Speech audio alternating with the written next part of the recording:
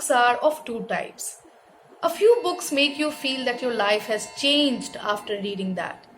However, there is one more type which make you feel that you have every bit of it in your life. All you need to do is to dig out the happiness out of it. Hello everyone, I am Antara Chakrabarti, and in today's episode of Bookmarked, I am going to review our very own Ruskin Bond's The Book of Humor. A lot of times we are being told that you should not be judging a book by its cover. So honestly, when I read the name of the book, I felt that yes, this book is going to take me to a journey of humor where I'm going to laugh, I'm going to feel that yes, life is interesting at some point of time. But is it so? So we will discuss about this book, but before that, just in case to those viewers who have not read Ruskin Bond or have not come across any short story of his, let me tell you a little bit about him. So Ruskin Bond is a terrific writer. He is famous especially for his short stories. Today's book that I'm going to review is actually an anthology of small snippets and experiences in his life. This book was published in 2008, and Ruskin Bond is originally of British origin, but he was born in Himachal Pradesh. He spent most of his life in India, except for a few years when he went to London. But then he stayed back in India and he never went back. So all his stories have a similar thread that we can pull out, which is about experiences. And these experiences are so commonsensical that when you read the book, you will not feel that you are actually reading a story or a book that somebody has composed. In fact, this book, when you read, it'll make you feel like that you are with him. You are traveling to each scene, each scenario with him. Now, the reason why I think that he is an eccentric writer is because the word eccentric will keep on repeating itself again in the later part of this video, which I will mention very soon. Now, the specialty of this book is that it has been divided across 5 subsections. I wouldn't say chapters, but 5 subsections, and all of these are different anthologies and different pieces of his life spun together. And interestingly, all the subsections start with the word crazy. So the first section is called Crazy Relatives. Then we have Crazy Creatures, where he's talking about crows, tigers, elephants. Then he talks about crazy places that he has been to, where he has experienced bizarre experiences. Then he comes to crazy people, which of course are his relatives, as well as in general some significant people which he felt are important enough to be penned down in his stories. And lastly, and very interestingly, he talks about a crazy writer.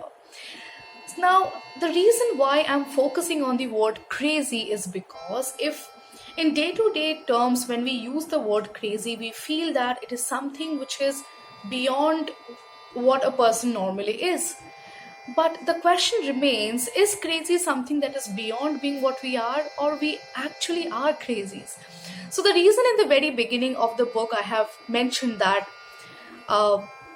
this book has taken us through an eccentric journey is for several reasons. First thing that I want to ask my viewers is, what is humor? When you read the title of the book, do you feel that humor is something which makes you feel ticklish, it'll make you feel laugh, or something that is exactly there in our lives? A very beautifully written line about Bond often says that he is not somebody who can make people laugh. But the very important part about him is that he is somebody who knows to laugh at himself. So with this, I want to reflect on this point that when a writer is writing short stories, what do the readers expect out of him or her? It is that the writer knows that when I or somebody else is going to read the book, he or she should realize that I, as in the writer, has also gone through the same. Now, why does this book stand out? What is the reason I'm reviewing this book? Or rather, why have I not reviewed any other book compared to this? It is often said that when you laugh a lot, when you think you're crazy, you feel like you're a fool. And this whole image especially during this time when we are all very well versed with these discourses of pandemic, quarantine, lockdown. We all feel that our life has somewhere lost its shine, and we are all, although in the mad rat rush, we are still limited to our homes with no humor and no craziness in our life. But this is what I feel that this book has helped us as a reader to realize, that humor or craziness or being eccentric is not something which is beyond being normal. It does not make you feel like a fool, but you actually are that. Just that you need a mirror to look at that and realize that yes, this is your life. Each and every character of this book has been written so well, and the best part of the book is that these characters won't make you feel like that yes, these are some characters from his life. No, each and every character, the description of those characters, how they behave, how the normal lives are, how they talk to people, or even the descriptions of the animals, things we don't really realize in real life. For example, there are crows flying, and Ruskin Bond takes us to a world where he is conversing with the crows and telling us that how do crows feel about it. Are crows one of those birds we take into account? So it's about those little things that we miss out otherwise, but he has shown that there is another way to look at these things. So ultimately, I remember that context, that until and unless you realize that we all are living in a world of fools, you wouldn't realize that there is enough humor in your life. And the best part is that there is an essence of this book which makes the whole scenario of his life and all these events that he is describing was actually a compilation of his experiences or snippets from his life from 17 years to around 19 years. And there are several parts to it, like he's talking about his grandparents, he's talking about his the animals that he comes across, he's talking about crazy places, and most importantly, the reason I said I would be talking about it in again is the word eccentric. A lot of times he says that, this character is eccentric, that character is eccentric, but why is it that? So this is how he explains it. This book is not a mere description of his events written in a very playful manner, but this is beyond that. A very good example was about hair, and how he says that in Indian society we have the image that if you put out your hair open in the like while you're outside after sunset, there are beliefs that ghosts will come and sit on your hair, and then you will have a spirit running around in your hair.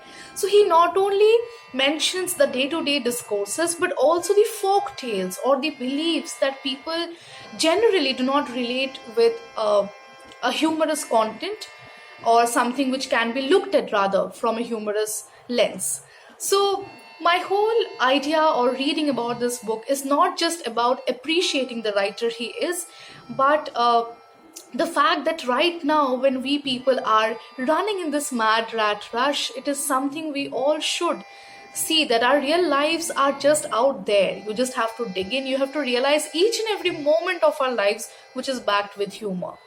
So I think he completely does a lot of justice to the title, and also to the fellow readers who would want to read this book in this period especially. I would really suggest that read the book without knowing about or without thinking about who the writer is, because I want you all to discover the writer or the terrificness of his persona and his writing style, and then know about him. Thank you so much.